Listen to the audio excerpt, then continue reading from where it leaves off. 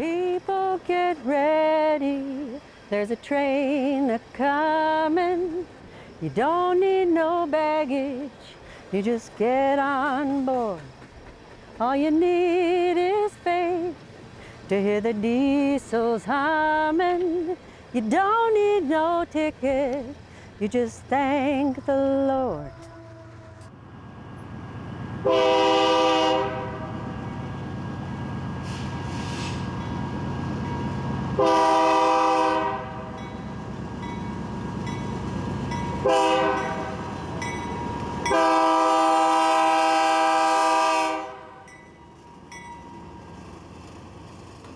Anna Joshi.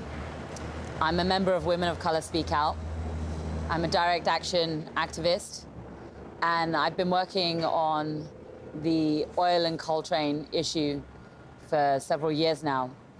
We're right here in the heart of Seattle, in Chinatown, which is right next to downtown, and we're overlooking the train tracks, Burlington Northern Santa Fe train tracks.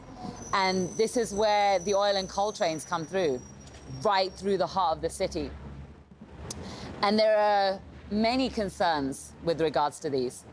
With the coal trains, well, the dust flies everywhere. It flies everywhere. And we have people, we have young people, we have children, we have elderly people who all get exposed to this. And there's no way to protect yourself from coal dust flying from a train, multiple trains, day in, day out, every single day for years upon end. There's no way to defend yourself from that. The other problem with coal and oil trains is the incessant noise. Now, maybe people have talked about this, maybe they haven't, but I lived in South Seattle for 2.5 years. The noise is unbearable. You hear them every single day, day and night. It wakes you up. It raises your blood pressure. Even when you're sleeping, they've done studies and they actually found that noises such as these trains that blow these horns day in and day out, even as you're sleeping, it raises your blood pressure. And I personally experienced that for 2.5 years living in South Seattle. Right now, I happen to be living in a rich white part of Seattle. And in a rich white part of Seattle, even though I'm actually really close to the train tracks, I don't hear the trains. I don't hear them. They make them really quiet in the places where rich white people live.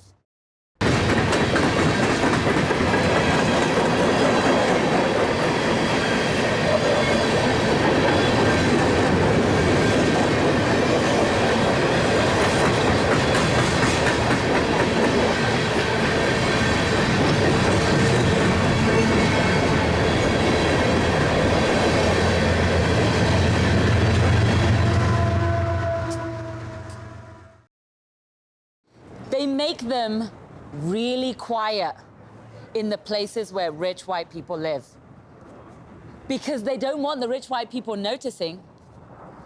They know that if the rich white people were to actually rise up and say, what the hell are these oil and coal trains doing where we live, they might actually stop them. But in the poor areas, in the low-income areas, in the places where people of color live, they make as much noise as possible, day in, day out, day and night, because they know that people of color have no power. This is why environmental injustice is such an issue. Exploding oil trains in our communities. The fact that these things are literally moving bombs.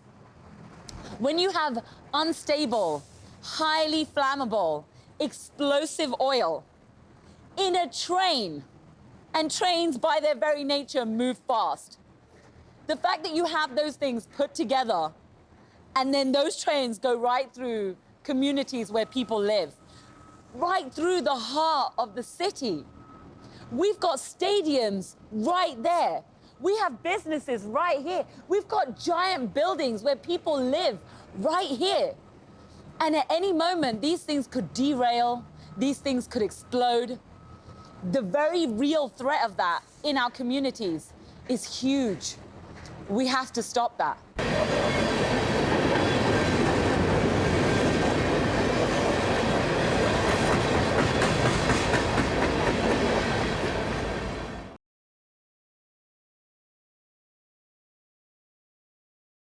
All right, my name is David Perk. I'm a citizen of Seattle. I've lived here since the early 90s. Right now, we are over the Burlington Northern Santa Fe tracks, and that's Boeing Field in the background. Oil trains come here from Bakken Fields in North Dakota. They come through Missoula, they come through Spokane, they come all the way down along the Columbia. They come north of Vancouver, Washington, and they come up here. Out of sight down there, there's a Burlington Northern South Yard. They sometimes stop them there. Sometimes they park them here next to Boeing Field. Sometimes they park them right here where this cargo train is. And then from here, they roll north to one of 3 refineries north of Seattle. They go right through the Georgetown neighborhood, the Sodo neighborhood, right past the stadiums, right through downtown in an old tunnel.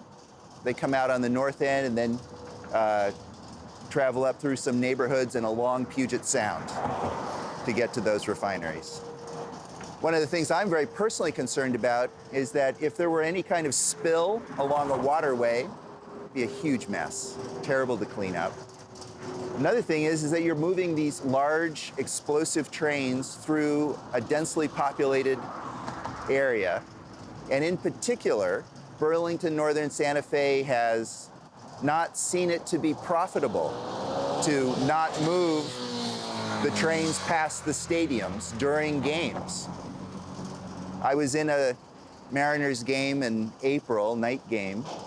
Mariners aren't doing too well, so attendance was only about 20,000.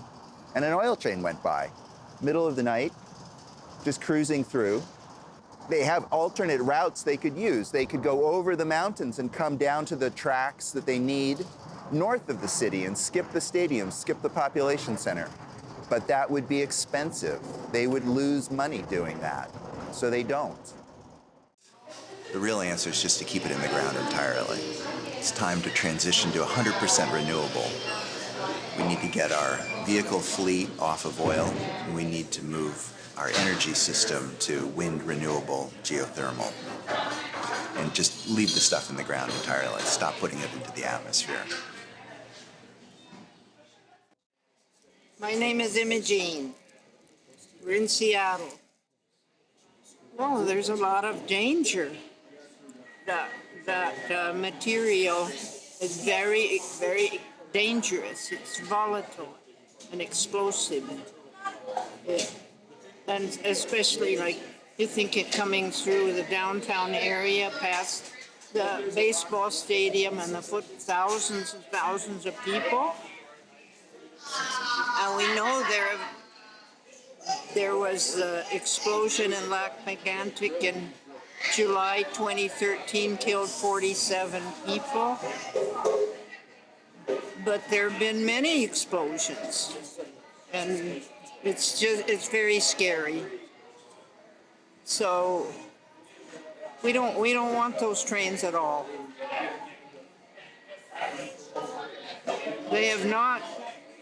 Burlington Northern Santa Fe has not been respectful, and the tribes have got a lawsuit against them. The first ones in the lawsuit was the Swinomish people, and then there's the Lummi and the Suquamish and the Tulalip. So there are now 4 tribes involved in that lawsuit, and they just don't want that stuff here. We have a beautiful country. Our kids don't have asthma. People come here for their vacation because it's beautiful. And we have trees and it's clean. And we want to preserve it. and I was carrying the portrait of a French-Canadian grandma, and her kids are missing her. So I was carrying my portrait, and 46 other people had portraits, and we walked down the side of the stadium with our banners and signs. And then we walked back and stood on the sidewalk there against the stadium. 40,000 people come to watch the Mariners. You can see how dangerous that could be. And then we had a die-in, and a lot of people lay down in the street there. Some of the baseball fans came over to talk to them. And later, one of the girls that was lying there said that the lady that talked to her had been in Lac-Mégantic that day. So we want to stop these trains.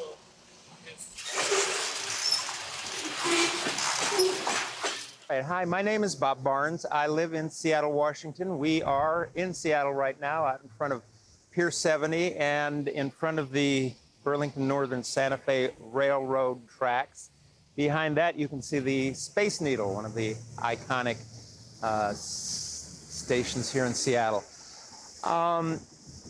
We are here because of concerns about what goes on these tracks, specifically oil trains and coal trains that come through our town in a increasingly regular way.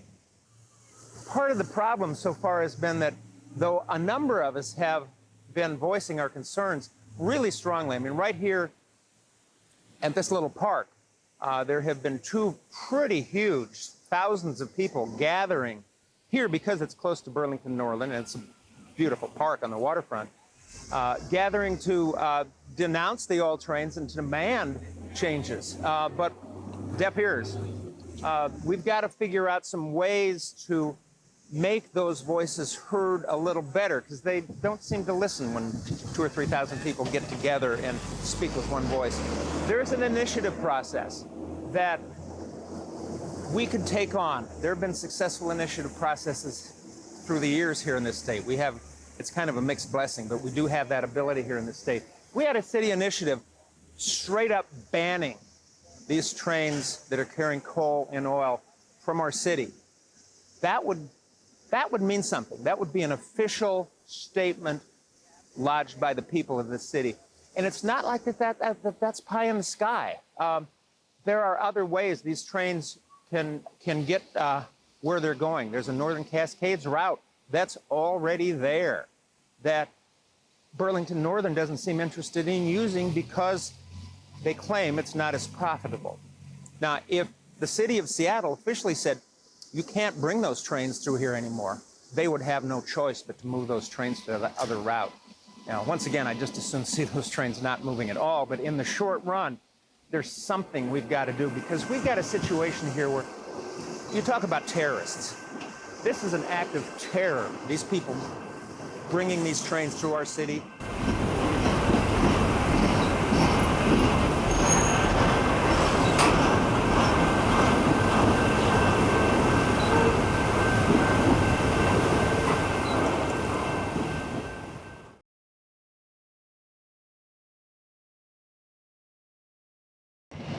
I'm Shama Sawant. I'm on the Seattle City Council. I'm a member of Socialist Alternative. Well, we are here in Seattle. This is near downtown. It's right next to the rail tracks where the Burlington Northern Santa Fe oil trains and coal trains run many times every single day. And I just want everybody who's watching this to imagine if one of those oil trains were to explode, and that's a real probability, it's a mathematical probability at every moment. Imagine what would happen. These trains go all the way along downtown into the SoDo area where we have the stadiums. That one explosion has the potential to turn the entire downtown and SoDo vicinity into an incinerator. So in other words, we have these corporations like Burlington Northern Santa Fe and all the other corporations that form the big oil lobby globally. We have them playing Russian roulette with the lives of ordinary working people in cities like Seattle. And that's why, as socialists, as activists for economic and environmental and racial justice, I think we should absolutely feel really compelled, not only for the danger of oil trains, but from the danger of climate change, that there is an urgency to move away from every kind of fossil fuel towards clean, safe, renewable energy.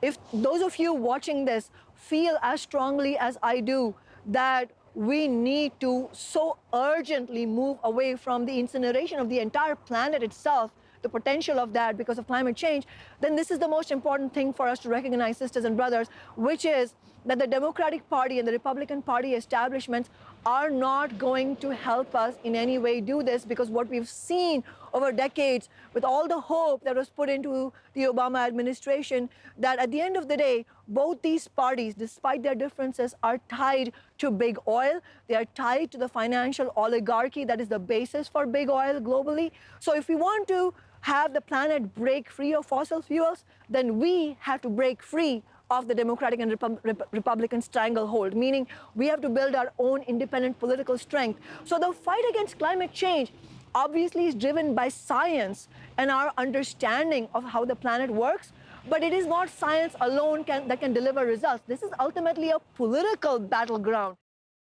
If we build an organized movement and we fight back against big oil, we can win. People get ready, there's a train that's coming.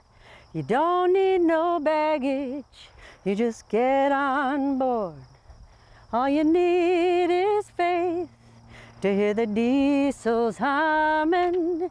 You don't need no ticket, you just thank the Lord.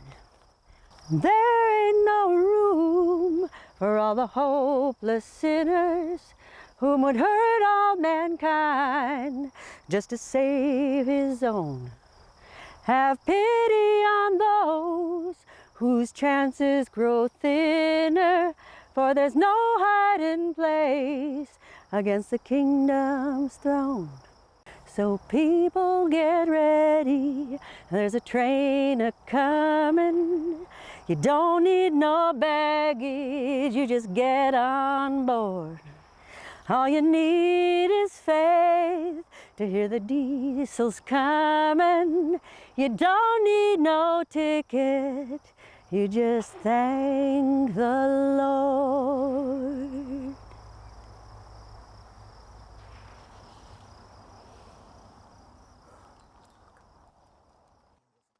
My name is Abby Brockway, and I'm here today right in front of the Olympic Sculpture Park here in Seattle, Washington. And behind me are the Burlington Northern Santa Fe tracks. And there's a Burlington Northern Santa Fe policeman right behind me, and the Space Needle is also in the background. And I would consider myself an ordinary citizen who is really concerned by what's happening in towns all across America. Particularly, I'm concerned about my community and the lessons that we need to learn from these explosive trains that are moving through our towns. They're actually trespassing against us. In the Magnolia Bridge, which is a mile from my daughter's school, these oil tankers derailed. And I read all about that report. I asked a lot of questions, and the story just didn't seem to be fleshed out. There were many reports about what happened as far as when Burlington Northern Santa Fe reported that these tankers were tipped over. In the dark of night, in the middle of the night, they were trying to upright them without people knowing. They didn't let anybody know.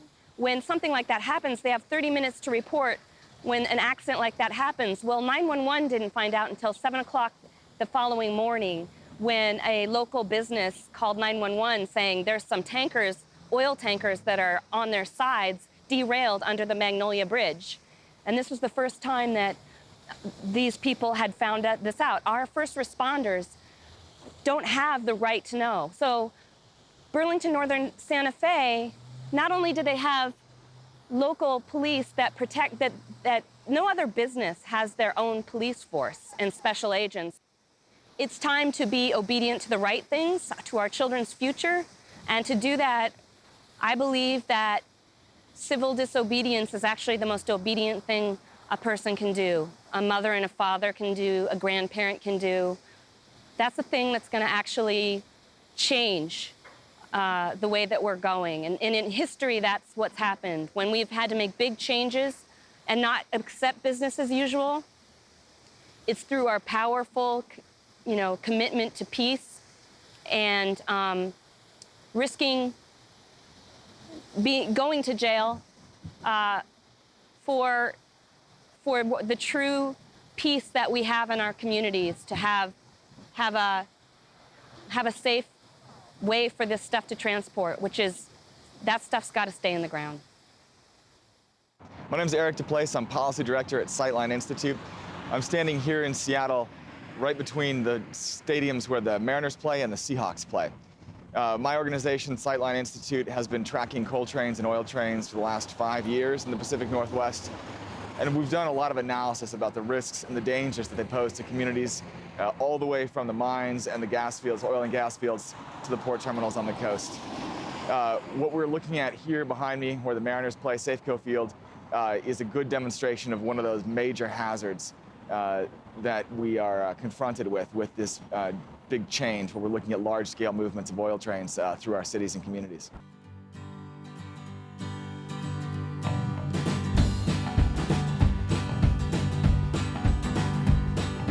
This train don't care nobody, this train.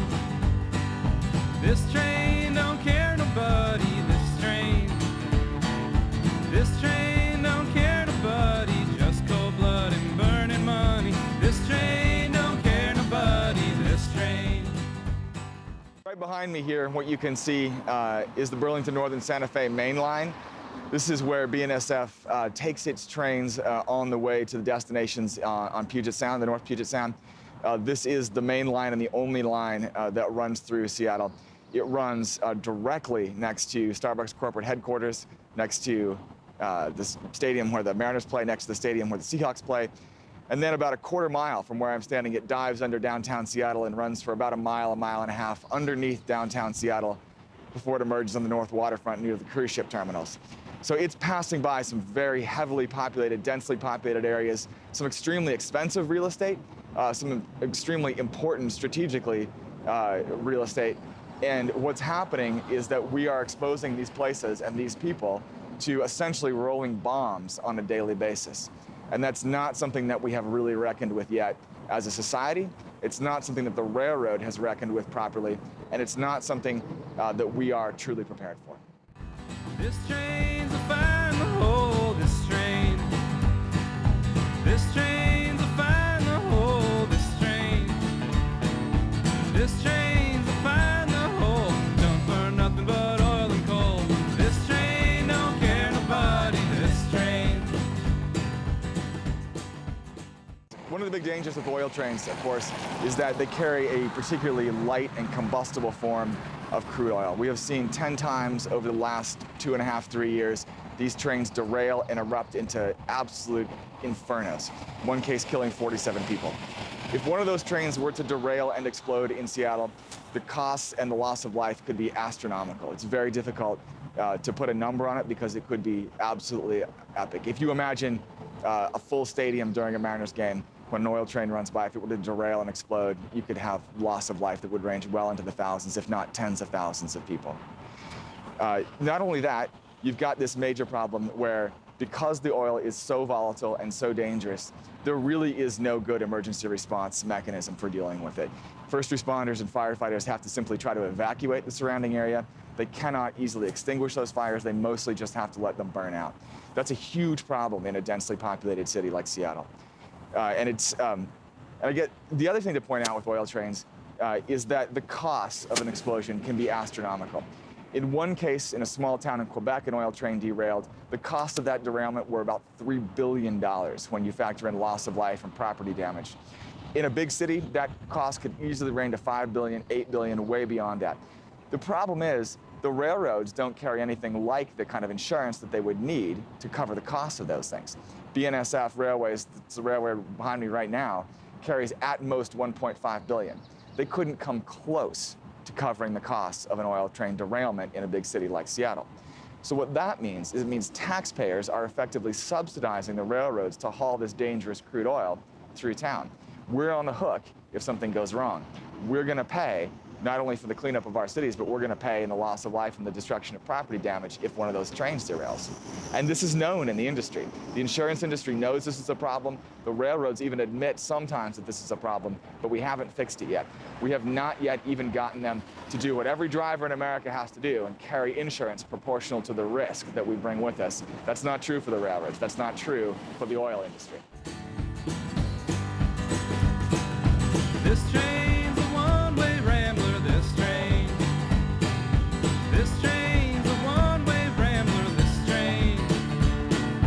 This train's a one-way rambler, big backbiter and a midnight gambler. This train don't care nobody, this train. This train don't care nobody, this train. This train don't care nobody, this train. This train don't care nobody, just cold blood and burning money. This train don't care nobody, this train. One of the big challenges with this industry is that we're dealing with a combination of the railroad industry, which is very powerful, and the oil industry, which is even more powerful. And the combination of those two is deadly for our politics. They have all kinds of influence and all kinds of access to the levers of power that most people don't have. To give you just one example of what I'm talking about, consider that BNSF Railways, that's the railway behind me, that's the dominant hauler of crude oil in this country. They are owned by Berkshire Hathaway, which is Warren Buffett's investment vehicle. They are entirely owned by Berkshire Hathaway. So then when you think about this problem of oil trains in America, you're dealing with a combination of the oil industry, the railroad industry, and as somebody as powerful as Warren Buffett. That is an awfully big fight for a local community to have. It's an awfully big fight for any town to have, no matter how big or how influential. But it goes to show just what's at stake with this stuff. We have a combination of some of the most powerful industries on the planet who have a vested interest in exposing us all to a tremendous amount of risk from these oil trains. They can be beaten, but it's not an easy fight at all. The other thing to add is that there are ways to reduce the risk. It's just that the industry doesn't want to take the costs. They don't want to upgrade the tank cars to make them genuinely safe. They want to do that over an extremely long period of time, and they want to take the cheap and the easy way out.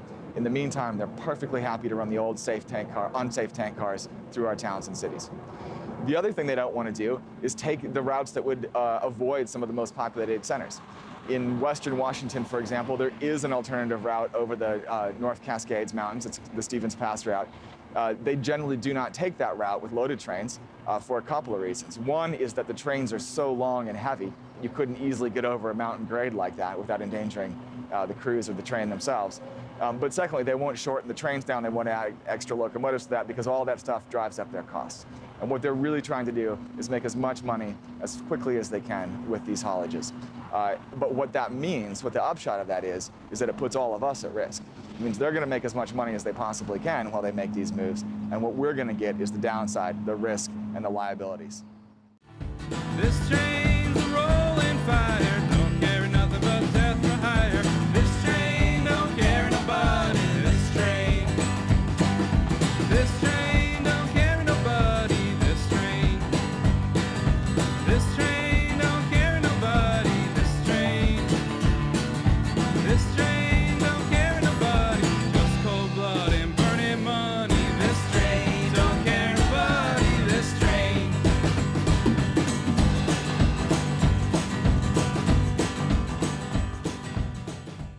You know, one of the things to think about when we consider rolling explosive trains through the middle of a place like downtown Seattle is that this really, in a sense, amounts to a form of terrorism. We have seen these trains derail and blow up catastrophically no fewer than 10 times in the last 2.5, 3 years.